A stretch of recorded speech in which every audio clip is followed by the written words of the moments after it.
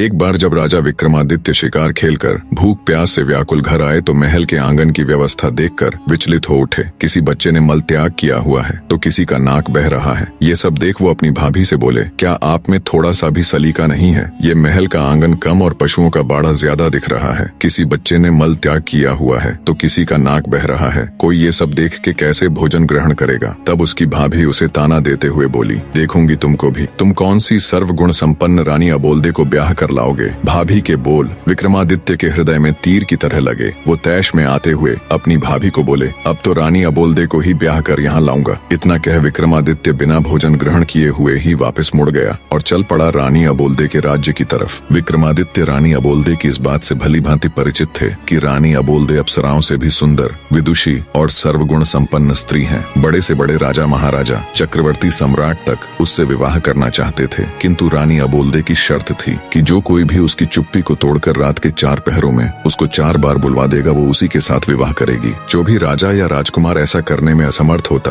उसे रानी की कैद में रहने की सजा हो जाती। अब तक कोई भी राजा या राजकुमार 4 बार तो क्या, 1 बार भी रानी को नहीं बुलवा सके थे। 111 राजा व राजकुमार रानी को बुलवाने का ये असफल प्रयास कर चुके थे, जो अब उनकी कैद में पड़े थे। रानी अबोल्दे ने अपने महल के सामने एक बड़ा ढोल रखवा रखा था। जो कोई भी राजा या राजकुमार रानी से विवाह करने का इच्छुक होता, उसे डंके की चोट मार उस ढोल को बजाकर आगाज करना होता था। राजा विक्रमादित्य ने चलते चलते एक योजना बनाई। उसके पास 4 ऐसे अदृश्य वीर थे जो उनके हर हुक्म को मानते थे। राजा विक्रमादित्य उन वीरों के साथ शाम होने से पहले ही रानी अबोल्दे के महल के सामने पहुंच गया और डंका उठा, जोर से ढोल पर दे मारा। ढोल की आवाज सुनकर रानी ने अपने सेवकों को आदेश दिया, ढोल बजाने वाले को आदर सहित अतिथि गृह में ले जाए और उचित सत्कार किया जाए। रात का पहला पहर शुरू होने से पहले ही रानी अबोल्दे 16 श्रृंगार कर अपने महल में पलंग पर बैठ गई और सेवकों को आदेश दिया कि राजा विक्रमादित्य को उनके समक्ष लाया जाए। राजा विक्रमादित्य सेवकों के आग्रह पर रानी अबोल्दे के महल में आ गए और अपनी योजना के अनुसार अपने 4 अदृश्य वीरों को उनके अति सूक्ष्म रूप में अलग अलग स्थानों पर बैठा दिया। एक को रानी के पलंग के पास, दूसरे को रानी के मटके के पास, तीसरे को रानी की खिड़की के पास और चौथे को रानी के हार के पास बैठा दिया और वो खुद भी रानी के समक्ष एक काठ की कुर्सी पर बैठ गए। उन्होंने रानी से बातचीत करने का प्रयास किया, पर रानी अबोल्दे ने कोई जवाब नहीं दिया। वो तो उनके सामने ऐसे बैठ गई जैसे कोई पत्थर की मूर्त हो। तब राजा विक्रमादित्य ने रानी के पलंग की तरफ देखते हुए कहा, अरे भाई रानी के पलंग, रानी तो बोलेगी नहीं, अब तू ही कह कुछ बात जिससे कटे रात। राजा की बात सुन रानी के पलंग पर बैठा उसका वीर बोला, महाराज मेरे में इतना दिमाग कहाँ कि आपको कुछ कह सुनाऊं? हाँ, अगर आप कुछ सुनाएंगे तो हुंकारा जरूर भर दूंगा। राजा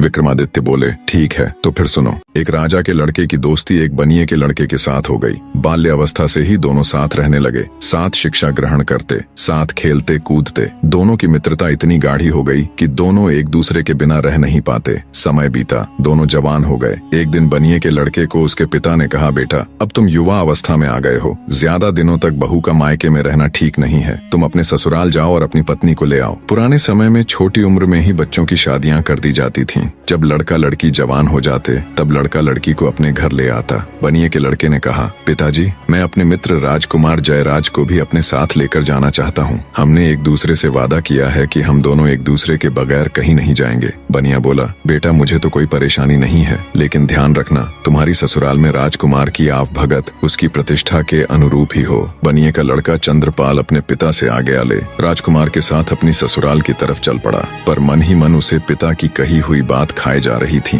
कि राजकुमार की खातिरदारी उसकी प्रतिष्ठा के अनुरूप न हुई तो कहीं उसे बुरा न लग जाए। रास्ते में एक देवी का मंदिर पड़ता था। मान्यता थी कि वहाँ जो कोई कुछ भी मांगता उसकी मुराद पूरी हो जाती। बनिया और राजकुमार भी जब मंदिर के सामने पहुँचे तो वो भी मंदिर में देवी दर्शन के लिए चले गए। चंद्रपाल ने मन ही मन हाथ जोड़ देवी से प्रार्थना की, हे देवी मेरे लिए मेरे मित्र से बढ़कर कुछ भी नहीं है। मेरी ससुराल में उसकी आव भगत उसकी प्रतिष्ठा के अनुरूप ही हुई तो वापस लौटते समय मैं आपको अपना सिर भेंट कर दूंगा। दोनों चल पड़े और कुछ समय की यात्रा के बाद चंद्रपाल यानी बनिए के लड़के की ससुराल पहुंच गए। चंद्रपाल का ससुर अपने शहर का बहुत बड़ा जाना माना साहूकार था। उनके पास किसी चीज की कोई कमी नहीं थी। उन्होंने अपने दामाद और उसके मित्र की खूब अच्छे से खातिरदारी की और 15 दिनों तक उन्हें जाने नहीं दिया तथा बड़े मान सम्मान के साथ उनकी आवभगत की, जिससे चंद्रपाल और राजकुमार बहुत प्रभावित हुए। 16वें दिन चंद्रपाल के बहुत कहने पर उन्होंने बड़े आदर सत्कार सहित अपनी बेटी के साथ उनको विदा कर दिया। रास्ते में राजकुमार ने अपने मित्र के आगे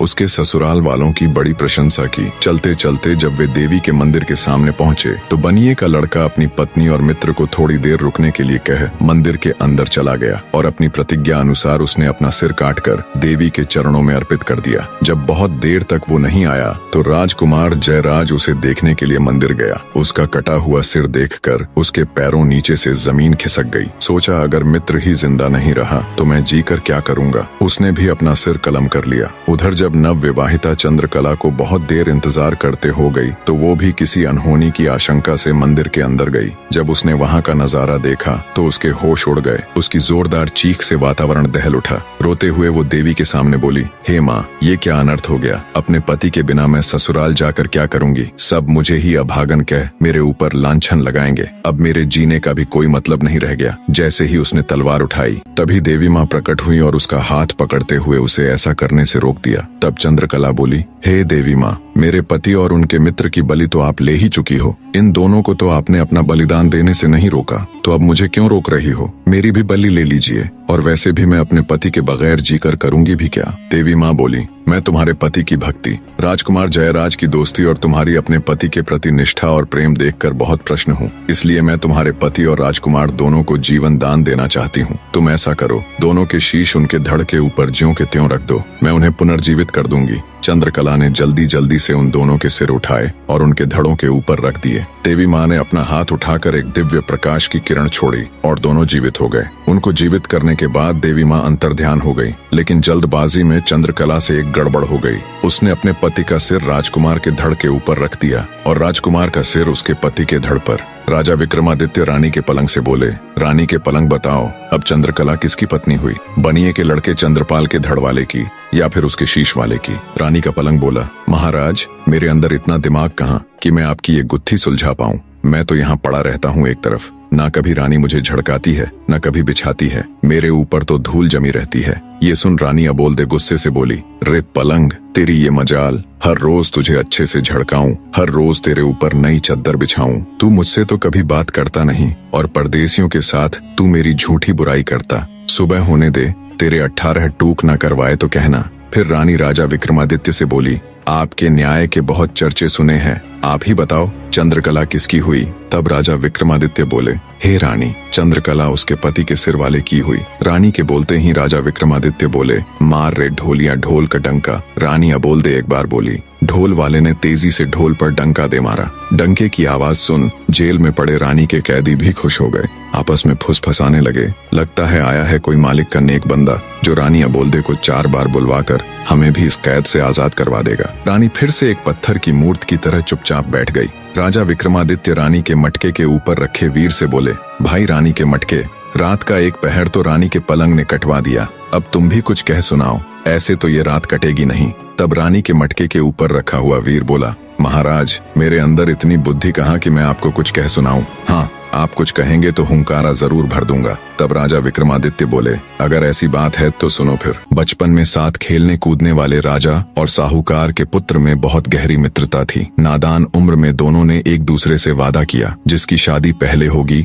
वो अपनी पत्नी को पहली ही रात दूसरे के पास भेजेगा। समय बीता, बात भी पुरानी हो गई, दोनों जवान हो गए। साहूकार ने अपने लड़के माधव का विवाह एक सुंदर, सुशील और सुयोग्य कन्या से कर दिया। सुहागरात वाली रात मोहिनी 16 श्रृंगार कर सुहाग सेज पर बैठी अपने पति का इंतजार कर रही थी। थोड़ी देर बाद उसका पति माधव मुंह लटकाए कमरे में आया और चुपचाप बैठ गया। पति को ऐसे मुंह लटकाए देख मोहिनी समझ गई जरूर कुछ बात है। बोली, क्या बात है नाथ, क्या आप मुझसे नाराज हैं? क्या मैं आपको पसंद नहीं हूँ? माधव बोला, नहीं प्रिय, ऐसी कोई बात नहीं है। मोहिनी बोली, फिर क्या बात है? क्या मेरे घर वालों ने लेन देन में कुछ कमी छोड़ दी या आपके परिवार वालों की अच्छे से आवभगत नहीं की? माधव बोला, नहीं नहीं, वो बात भी नहीं है। नव विवाहिता मोहिनी बोली, फिर ऐसी क्या बात है जो आप मुझे बताने में झिझक रहे हैं? मैंने आपसे विवाह किया है, मैं आपकी अर्धांगिनी हूँ, आपका सुख दुख अब मेरा भी है, इसलिए आप मुझे अपने मन की बात बता सकते हैं। सकुचाते हुए माधव धीरे से बोला, लड़कपन की नादानी में मैंने अपने मित्र राजकुंवर हर्षवर्धन को एक वचन दिया था जिसे मैं ना तो तोड़ सकता हूँ और ना ही निभा सकता हूँ। मोहिनी बोली कि ऐसा क्या वचन दिया है आपने, आप मुझे बता सकते हैं? माधव ने कहा कि वचन ही कुछ ऐसा है जिसे मैं तुम्हें बताने में भी झिझक रहा हूँ। मोहिनी बोली कि कैसा भी वचन हो आप मुझे निसंकोच बताइए, मैं भी आपका वचन निभाने में आपका पूरा साथ दूंगी। यदि इसके लिए मुझे अपनी जान भी देनी पड़े तो मैं हंसते हंसते दे दूंगी। माधव बोला कि हम दोनों मित्रों ने एक दूसरे को वचन दिया था कि जिसकी भी शादी पहले होगी वह अपनी सुहाग रात वाले दिन अपनी पत्नी को अपने मित्र के पास भेजेगा। अब यदि मैं वचन को तोड़ता हूँ तो दोस्त के साथ दगा होगा और निभाता हूँ तो तुम्हारी लाज जाती है, जिसको बचाने का मैंने तुम्हें वचन दिया है। मोहिनी सारी बात सुन कुछ देर सोच में पड़ गई, फिर बोली कि हे नाथ, आप किसी बात की चिंता मत कीजिए, आप बस मुझे आज्ञा दीजिए, मैं आपका वचन भी निभा लूंगी और अपना धर्म भी बचा लूंगी। अपनी पत्नी मोहिनी की बात से माधव के मन का बोझ कुछ हल्का हुआ। उसने मोहिनी को राजकुमार हर्षवर्धन के पास जाने की आज्ञा दे दी। मोहिनी 16 श्रृंगार किए हुए छम छम पायल बजाती राजकुंवर हर्षवर्धन के महल की तरफ चल पड़ी। रास्ते में कुछ चोर घात लगाए बैठे थे। जब उन्होंने गहनों से लदी हुई औरत आती दिखाई दी तो उनकी आंखें चमक उठीं। उन्होंने लूटने के इरादे से मोहिनी को रोक लिया और उसे धमकाते हुए बोले, चुपचाप अपने सारे गहने उतार कर हमें दे दो, नहीं तो हम तुम्हारी हत्या करके सारे जेवर ले लेंगे। मोहिनी हाथ जोड़कर बोली, कृपा करके अभी मुझे छोड़ दीजिए, अभी मैं किसी बहुत आवश्यक काम से जा रही हूँ, जिसके लिए मेरे शरीर पर इन गहनों का होना अत्यंत आवश्यक है। मैं वचन देती हूँ, जब मैं वापस आऊंगी तो खुद तुम्हें ये सारे गहने उतार कर दे दूंगी। आपको दिया हुआ वचन मैं जरूर निभाऊंगी। चोरों ने कुछ सोच विचार कर उसे जाने दिया। मोहिनी जल्दी ही राजकुंवर हर्षवर्धन के महल की सीढ़ियां चढ़ती हुई उसके कक्ष के सामने पहुंच गई। मोहिनी जब अपनी पहली ही रात को किसी दूसरे आदमी के कमरे में जा रही थी, बस उसके मन में यही चल रहा था, कैसे भी करके अपनी पति का मान और अपनी लाज दोनों रखनी है। वो हर्षवर्धन के महल की सीढ़ियां चढ़ते हुए उसके कक्ष में पहुंच गई। राजकुमार हर्षवर्धन अपने कक्ष में अपने पलंग पर गहरी नींद में सो रहा था। मोहिनी ने उसके पैर का अंगूठा मरोड़कर उसे उठाते हुए कहा, जागो कुंवर सा जागो। राजकुमार हर्षवर्धन सकपका कर बैठा हो गया। अपने सामने 16 श्रृंगार किए किसी अप्सरा के समान सुंदर स्त्री को देखकर वह चौंक गया। लगा जैसे कोई सपना देख रहा हो। आंखों को बार बार मला तो देखा, ये सपना नहीं बल्कि हकीकत है। सच में एक सुंदर नार उसके सामने खड़ी है। उसने बड़ी विनम्रता से पूछा, हे देवी, आप कौन हैं और कहां से आई हो? इस तरह रात्रि के इस वक्त मेरे शयन कक्ष में आने का आपका प्रयोजन क्या है? तब मोहिनी ने कहा, मैं आपके मित्र माधव की नव विवाहिता पत्नी मोहिनी हूँ और उनका दिया वचन निभाने आई हूँ। हर्षवर्धन बोला, वचन? कैसा वचन? मोहिनी बोली, आपके और आपके मित्र के मध्य लड़कपन में यह तय हुआ था कि जिसकी शादी पहले होगी वह सुहागरात वाले दिन अपनी पत्नी को अपने मित्र के पास भेजेगा। बस उसी वचन को निभाने के लिए आपके मित्र माधव की आज्ञा से मैं यहाँ आपके पास आई हूँ। सब सुन राजकुमार हर्षवर्धन एक बार के लिए तो बिल्कुल सन्न रह गया। जब ध्यान किया तो सब याद कर वो बहुत शर्मिंदा हुआ। उसने हाथ जोड़कर कहा, हे देवी, मुझे माफ कर दीजिए। वो तो हमने नादानी में एक दूसरे से वादा कर दिया था। ये कोई वचन नहीं बल्कि हमारी बचपन की नादानी थी। मेरे मित्र की पत्नी तो मेरी भाभी हुई और भाभी तो माँ या बहन के समान होती है। मैं अपने बचपन की नादानी पर बहुत शर्मिंदा हूँ। मैं आज से ही आपको अपनी धर्म की बहन बनाता हूँ। इतना कहकर राजकुंवर हर्षवर्धन ने मोहिनी को चुनरी और हीरे मोतियों से भरा हुआ थाल देकर उसी समय विदा कर दिया। मोहिनी वापस अपने घर की तरफ चल पड़ी। रास्ते में वही चोर उसका इंतजार कर रहे थे। उसकी पायल की आवाज सुनकर वे रुक गए कि कहीं वह अपने साथ सिपाहियों को तो नहीं लेकर आई है। जब उन्हें इस बात की तसल्ली हो गई कि वह अकेली ही है तो उन्होंने आपस में चर्चा करते हुए कहा, अरे भाई, यह औरत तो सच में अपने वचन की पक्की है। इतने में मोहिनी उनके पास पहुंच गई। उसने राजकुमार हर्षवर्धन का दिया हीरे मोतियों का थाल भी उन्हें देते हुए कहा कि यह भी रख लीजिए, ये भी आपके भाग्य में ही था। रुकिए, मैं अभी अपने सारे गहने उतार कर आपको देती हूँ। इतना कहकर वह अपने गहने उतारने लगी। चोरों के आश्चर्य की सीमा नहीं थी। उन्होंने उसे रोकते हुए कहा, जरा रुको, पहले तुम हमें यह बताओ कि तुम कहाँ गई थी और यह हीरे मोतियों से भरा हुआ थाल तुम्हें कहाँ से मिला? तब मोहिनी ने उनको अपनी पूरी कहानी विस्तार से बताई। सारी बात सुनने के पश्चात चोरों ने हाथ जोड़ते हुए कहा, हे देवी, आप धन्य हैं जो अपनी लाज की चिंता न करके अपने पति का मान बचाने के लिए इतना बड़ा कदम उठाया। आप जैसी चरित्रवान स्त्री को तो हम भी अपनी बहन बनाना चाहते हैं। क्या आप हम जैसे पापियों को अपने भाई के रूप में स्वीकार करने का सम्मान देंगी? मोहिनी की स्वीकृति मिलने पर चोरों ने उसे हीरे जवाहरात से भरा हुआ थाल वापस कर दिया और साथ में लूटा हुआ धन भी दे दिया तथा सम्मान पूर्वक उसे उसके घर तक पहुंचा दिया। इतनी कहानी कहकर राजा विक्रमादित्य रानी के मटके से बोले, बताओ रानी के मटके किसका त्याग बड़ा है, चोरों का या राजकुमार हर्षवर्धन का? मटके के ऊपर रखा हुआ वीर बोला, महाराज, मेरे अंदर इतनी बुद्धि कहाँ कि मैं आपको ये बता सकूं किसका त्याग बड़ा या छोटा है। मैं तो एक साधारण सा मटका हूँ जो ऐसे ही किसी कोने में पड़ा रहता है। न तो मुझसे कोई पानी पीता है, न कोई सफाई करता है और न ही कोई मेरा नीर बदलता है। तो महाराज मुझे माफ करे, मैं आपकी ये पहेली नहीं सुलझा पाऊंगा।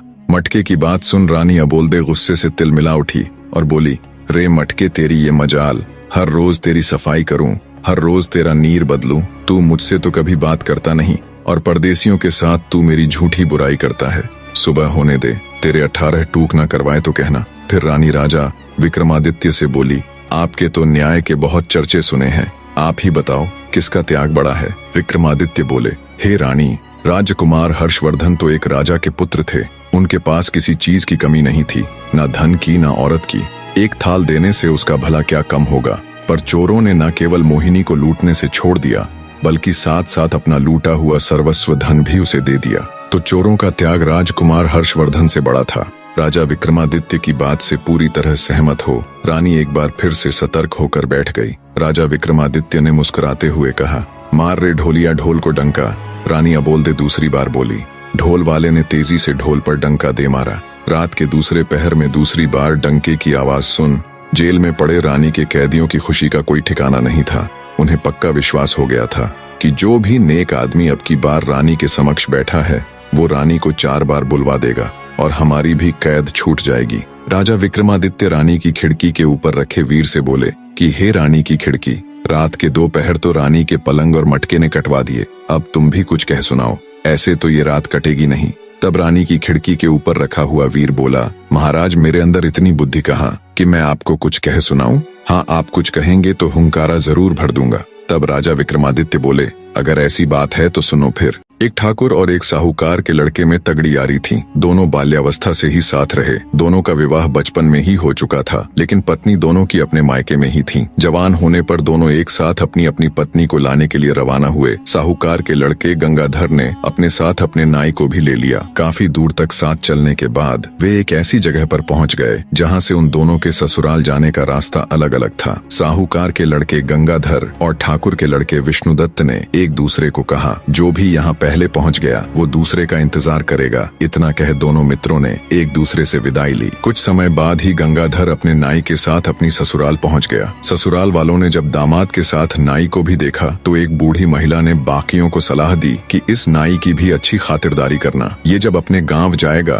तो हमारी तारीफ करेगा और हमारी बेटी का मान सम्मान बढ़ जाएगा। इसी सोच के साथ उन्होंने अपने दामाद से भी ज्यादा उस नाई के लड़के की खातिरदारी की। खाना खिलाना हो या बिस्तर लगाना हो या फिर पंखा लगाना, हर जगह उन्होंने पहले उस नाई के लड़के की पूछ की। ये बात गंगाधर को खटक गई। उसे अपना वर्चस्व कम होता दिखा तो उसने घर जाने की जल्दी मचा दी। 2-3 दिन के आदर सत्कार के बाद उसके ससुराल वालों ने उन्हें सम्मान पूर्वक घोड़ा गाड़ी देकर उनके साथ अपनी बेटी अंबिका को विदा कर दिया। रास्ते में नाई गंगाधर के ससुराल वालों की तारीफ करते हुए बोले जा रहा था कि उसके ससुराल वालों ने तो अपने दामाद से भी ज्यादा खातिरदारी मेरी की है। नाई की बातों ने आग में घी का काम किया। पहले से ही गुस्से से भरा पड़ा गंगाधर उसकी बात से और तुनक गया। उसने अपनी पत्नी और नाई को वहीं रास्ते में छोड़ दिया और खुद अकेला ही अपने घर की तरफ निकल पड़ा। उसकी नव विवाहिता पत्नी अंबिका बेचारी ठगी सी उसे देखती रह गई। गंगाधर के जाने के बाद नाई भी मौका देख अपने गांव की राह पकड़ गया। नव विवाहिता अंबिका पर तो जैसे दुखों का पहाड़ टूट पड़ा। दुखी हृदय के साथ उसने हिम्मत कर वापस घर जाने का फैसला किया और घोड़े गाड़ी को घर की तरफ मोड़ दिया। पर होनी को कुछ और ही मंजूर था। वो रास्ता भटक कर किसी अन्य नगर में पहुंच गई। नगर में घुसते ही एक मालिन का घर था। अंबिका ने उसे कुछ धन दिया और कुछ दिनों तक उसके साथ रहने के लिए उसे मना लिया। अंबिका मालिन के साथ उसके घर पर ही रहने लगी। वो मालिन वहाँ के राजा को फूलों की माला बनाकर पहुँचाया करती। अब अंबिका भी इस काम में उसकी मदद करने लगी। मालिन बगीचे से फूल चुन चुन कर लाती और अंबिका उनसे बहुत ही सुंदर और अलग तरह की मालाएं और गुलदस्ते बना देती, जिन्हें मालिन राजमहल तक पहुँचा देती। एक दिन राजा ने मालिन से पूछा कि आजकल तुम बहुत सुंदर और मनमोहक कारीगरी के गुलदस्ते और मालाएं बना बना कर लाती हो। इतनी सुंदर कारीगरी तो तुम नहीं कर सकती, तो ये गुलदस्ते और मालाएं कौन बनाता है? मालिन बोली कि महाराज, मेरे घर पर कुछ दिनों से एक स्त्री आकर ठहरी हुई है। वह बहुत ही गुणवान है। वही रोज इतने सुंदर गुलदस्ते और मालाएं बनाती है। मालिन की बात सुन राजा ने मन ही मन सोचा, जो इतनी सुंदर मालाएं और गुलदस्ते बनाती हैं, वो खुद कितनी सुंदर होगी। ये बात मन में आते ही उसके अंदर वासना का खोट पैदा हो गया। 50 साल का वासना से लिप्त राजा मालिन से बोला, तुम अभी अपने घर जाओ और उस स्त्री को मेरे सामने हाजिर करो। मालिन अंबिका के पास गई और उसे राजा भानु प्रताप का हुक्म सुनाया। अंबिका ने ये कहते हुए मना कर दिया कि मेरा राजा के पास क्या काम, पर मालिन थोड़े ही न राजा के हुक्म को फेर सकती थी। वो कह सुनकर विनती करके अंबिका को राजमहल ले गई। जब राजा ने अंबिका के रूप और सौंदर्य को देखा तो वो उस पर मोहित हो गया। उसकी कोई भी रानी इतनी सुंदर और गुणवान नहीं थी। राजा ने तुरंत अंबिका को अपने महल में भिजवाने का हुक्म दे दिया। अंबिका ने विनती करते हुए राजा से कहा, हे राजन, आप तो इस नगर के मालिक हो, इस नाते से आप तो मेरे पिता के समान हुए, फिर आप मुझे अपने महल में कैसे रख सकते हैं? राजा भानु प्रताप बोला, तुम हमारे नगर की नहीं हो, इसीलिए हम तुम्हारे पिता नहीं हो सकते, तुम्हें हमारे महल में रहना ही पड़ेगा। जब बहुत समझाने पर भी राजा भानु प्रताप नहीं माना तो अंबिका ने कहा कि महाराज, मैं एक विवाहिता हूँ, मेरे पति ने मेरा त्याग कर दिया था। एक विवाहिता स्त्री के साथ रहने से आपको भी पाप लगेगा। आप मुझे 6 माह का समय दे दीजिए। यदि इस बीच मेरा पति मुझे लेने नहीं आया तो मैं अपने आप को अविवाहित ही समझूंगी और आपके महल में आ जाऊंगी। यह सुनकर राजा ने उसे 6 माह का समय दे तो दिया, लेकिन उसे नगर के बाहर एक एकांत महल में नजरबंद कर दिया। अंबिका रोज महल के झरोखे से मार्ग पर देखती रहती कि कभी कोई भूलने से ही उसके मायके या ससुराल से उस ओर आ जाए तो वह उसके साथ अपने हाल का संदेश भिजवा सके। उधर ठाकुर विष्णुदत्त अपनी पत्नी के साथ तय की हुई जगह पर अपने दोस्त का इंतजार कर रहा था। जब गंगाधर अपनी पत्नी का परित्याग करके अकेला ही उधर पहुंचा तो उसे अकेले आते देख विष्णुदत्त बोला, अरे मित्र, तुम अकेले कैसे चले आ रहे हो? मेरी भाभी को कहाँ छोड़ आए? तब गंगाधर ने उसे सारा वाक्य कह सुनाया। सब सुन गुस्से से विष्णुदत्त उसे धिक्कारते हुए बोला, धिक्कार है मित्र, किसी और के अपराध का दंड तुमने अपनी निर्दोष पत्नी को दे दिया। यदि उसके घर वालों ने तुम्हारे नाई की खातिर तुमसे ज्यादा कर दी तो इसमें भाभी का क्या दोष था? इतनी सी बात पर क्या कोई अपनी पत्नी को छोड़ देता है? हमें अभी वापस चलकर भाभी को ले आना चाहिए। गंगाधर ने विष्णुदत्त की बात मान ली। विष्णुदत्त ने अपनी पत्नी को पास ही एक गांव में ठहरा दिया और स्वयं गंगाधर के साथ उसकी पत्नी अंबिका को लाने के लिए निकल पड़ा। गंगाधर ने अपनी ससुराल में लोगों से पता किया तो उसे मालूम हुआ कि उसकी पत्नी अपने मायके नहीं पहुंची थी। ससुराल में ना जाकर वो वहीं से विष्णुदत्त के साथ अंबिका की तलाश में निकल पड़ा। ढूंढते ढूंढते वे दोनों भी उसी नगर में पहुंच गए। अंबिका ने जब महल के झरोखे से उन्हें आते देखा तो तुरंत उसने अपने पति को पहचान लिया और महल के सेवकों से कहकर उन्हें महल में बुला लिया। महल में पहुंचने पर विष्णुदत्त ने अंबिका को अपना परिचय दिया और कहा, भाभी, मेरे मित्र से गुस्से में आपको छोड़ने का अपराध हो गया। वह अपनी करनी पर शर्मिंदा है। अब आप भी बीती बातें भूल जाओ और हमारे साथ अपने घर चलो। गंगाधर ने भी अंबिका से माफी मांगी और चलने के लिए कहा। तब अंबिका ने उन दोनों को अपने साथ घटी सारी बातें विस्तार से बताई और कहा कि पहले हम दोनों को राजा के सामने जाकर उनसे आज्ञा लेनी होगी। वे दोनों राजा के सामने गए। अंबिका ने राजा से कहा कि महाराज, मेरे पति मुझे लेने के लिए आ गए हैं, इसलिए कृपया अब आप हमें जाने की इजाजत दे दीजिए। राजा ने भी अपने वचन का पालन करते हुए अंबिका को अपने पति के साथ जाने की अनुमति दे दी। वे तीनों वहां से निकल पड़े।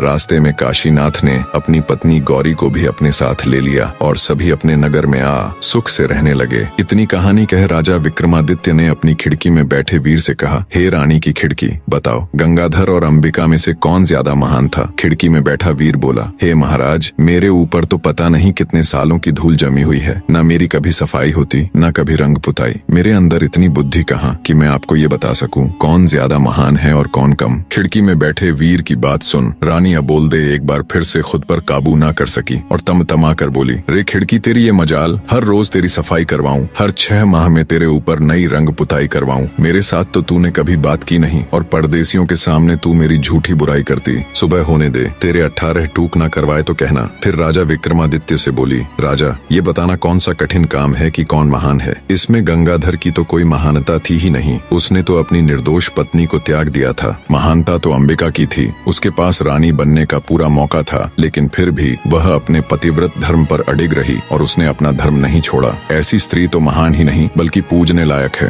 राजा विक्रमादित्य ने शरारती मुस्कान के साथ रानी की तरफ देखते हुए कहा, आपने बिल्कुल सही कहा रानी, मैं तो आपका कायल हो गया। फिर राजा विक्रमादित्य ने ढोल वाले से कहा, मार रे ढोलिया ढोल को डंका। रानी अबोलदे तीसरी बार बोली। ढोल वाले ने तेजी से ढोल पर डंका दे मारा। तीसरे डंके की आवाज सुन रानी की कैद में पड़े कैदी खुशी से नाचने गाने लगे। उन्हें पूरा यकीन हो चला था कि उनकी आजादी के बीच अब बस एक पहर और है। इधर रानी अबोलदे भी अब की बार पूरी सजग होके बैठ गई। उसने मन में निश्चय कर लिया कि अब चाहे कुछ भी हो जाए वो चौथी बार नहीं बोलेगी। विक्रमादित्य बोले, भाई, रानी के हार, रात के 3 पहर तो बड़े आराम से कट गए, अब तू भी कुछ सुना जिससे ये आखिरी पहर भी कट जाए। रानी का हार बोला, महाराज, मेरे अंदर इतनी बुद्धि नहीं कि मैं आपको कुछ कह सुनाऊं। हाँ, हुंकारा जरूर भर लूंगा। राजा बोला, ठीक है, 4 दोस्त थे। उनमें एक ब्राह्मण, एक खाती, एक दर्जी और एक सुनार था। एक दिन चारों सलाह मशवरा कर धन कमाने के लिए परदेश चल पड़े। चलते चलते जब शाम हो गई तो वो सब एक जगह ठहर गए। उन्होंने रात को वहीं रुकने का फैसला किया। तय हुआ कि इलाका सुनसान होने के कारण रात के 4 पहरों में बारी बारी सब पहरा देंगे। सबसे पहले पहरा देने का नंबर आया खाती के लड़के का। तीनों सो गए और वो पहरा देने के लिए बैठ गया। बैठे बैठे उसे पास में पड़ा एक बड़ा सा लकड़ी का टुकड़ा दिखाई दिया। सोचा क्यों ना कुछ कारस्तानी की जाए, नींद भी दूर हो जाएगी। उसने अपने औजार निकाले और उस बड़े से लकड़ी के टुकड़े को संवारने लगा। रात का पहला पहर खत्म होते होते उसने उस लकड़ी के टुकड़े को तराश कर एक सुंदर स्त्री का पुतला बना खड़ा कर दिया और दर्जी के लड़के को उठाकर खुद सो गया। जब दर्जी का लड़का बैठकर पहरेदारी करने लगा तभी उसे प्रतीत हुआ कि सामने कोई खड़ा हुआ है। पास जाकर देखा तो एक काठ का पुतला है। पुतले को देख मन ही मन खुद से कहा, क्या खूब कारीगरी की है खाती के लड़के ने, पर मैं भी किसी से कम नहीं। उसने भी अपने सामान से वस्त्र और सुई धागा निकाला और लग गया। रात का दूसरा पहर खत्म होते होते उसने एक सुंदर सी वेशभूषा बनाकर उस स्त्री के पुतले को वो पोशाक और चूड़ियां पहना दी। अब पहरेदारी की बारी थी सुनार के लड़के की, तो वो उसे जगाकर सो गया। नींद तोड़ने के लिए सुनार ने ठंडे पानी से मुंह धोया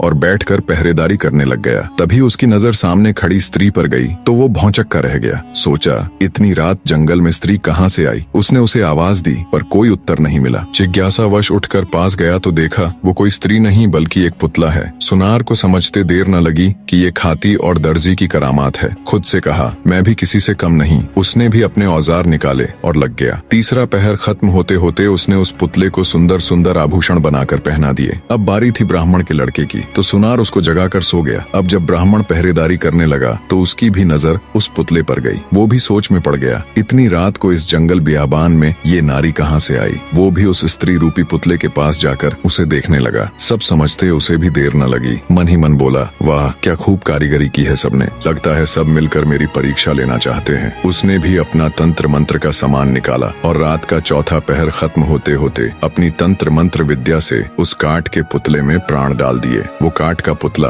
अब एक सुंदर युवती बन चुकी थी। तब तक सुबह हो गई। बाकी तीनों मित्र भी उठ गए। अपने सामने इतनी सुंदर युवती को देखकर उन्होंने जब ब्राह्मण से उसके बारे में पूछा तो उसने सारा किस्सा उनको कह सुनाया और बोला, इस काठ के पुतले में मैंने अपनी मंत्र शक्ति से प्राण डाल दिए, सो अब मैं इसे अपनी पत्नी बनाऊंगा। तब खाती का लड़का बोला, नहीं मित्र, इसे मैंने बनाया है इसलिए इस पर मेरा अधिकार है, ये मेरी पत्नी बनेगी। दर्जी भी बीच में बोल पड़ा कि मैंने इसको इतने सुंदर कपड़े सिलकर पहनाए हैं इसीलिए इस पर तो मेरा हक है। सुनार का लड़का बोला कि ऐसा कैसे हो सकता है, मैंने इसे सुंदर सुंदर आभूषण बनाकर पहनाए हैं इसलिए ये मेरी ही पत्नी बनेगी। खूबसूरत नारी के लिए चारों पुरुष आपस में झगड़ा करने लगे। इतनी कहानी सुनाने के बाद राजा विक्रमादित्य ने हार से कहा, बताओ भाई रानी के हार, उस स्त्री पर सबसे ज्यादा हक किसका हुआ। रानी के हार के ऊपर बैठा हुआ वीर बोला, महाराज मैं तो रानी का एक तुच्छ सा हार हूँ, जिसे रानी ने मन किया तो पहन लिया, नहीं तो फेंक दिया। मेरे अंदर इतनी बुद्धि नहीं कि मैं आपको ये बता सकूं कि उस युवती पर किसका हक ज्यादा है। हार पर बैठे वीर की बात सुन रानी अबोल्दे को गुस्सा तो बहुत आया, पर वो अपने गुस्से को पी गई और कुछ भी न बोली। जब विक्रमादित्य ने देखा कि रानी तो कुछ बोली ही नहीं और रात का चौथा पहर खत्म होने में बस कुछ ही समय बाकी है, कुछ सोचते हुए वे बोले, सुनो रानी के हार, उस युवती पर सबसे ज्यादा हक उस ब्राह्मण के लड़के का है जिसने उस पुतले में प्राण डालकर उसे जीवित किया। राजा की बात सुन रानी के हार पर बैठा वीर तुरंत बोल पड़ा, क्या बात है राजन, क्या खूब न्याय किया है, आपकी तो जय जयकार होनी चाहिए। हार में बैठा वीर बोला, बोलो राजा विक्रमादित्य की जय। बाकी के तीनों वीर भी राजा विक्रमादित्य की जय जयकार करने लगे। राजा विक्रमादित्य की जय, वाह क्या न्याय किया है। इतना सुनते ही गुस्से को दबाए बैठी रानी अबोल्दे फट पड़ी और बोली, इस गलत न्याय पर कैसी जय जयकार। राजा विक्रमादित्य तुम तो बड़े न्याय प्रिय बने फिरते हो, लानत है तुम्हारे ऐसे न्याय पर। पता नहीं तुम्हारा ये न्याय कैसे इस जग में प्रसिद्ध हो गया। ये न्याय पूरी तरह से धर्म विरुद्ध है। आगे रानी अबोल्दे बोली,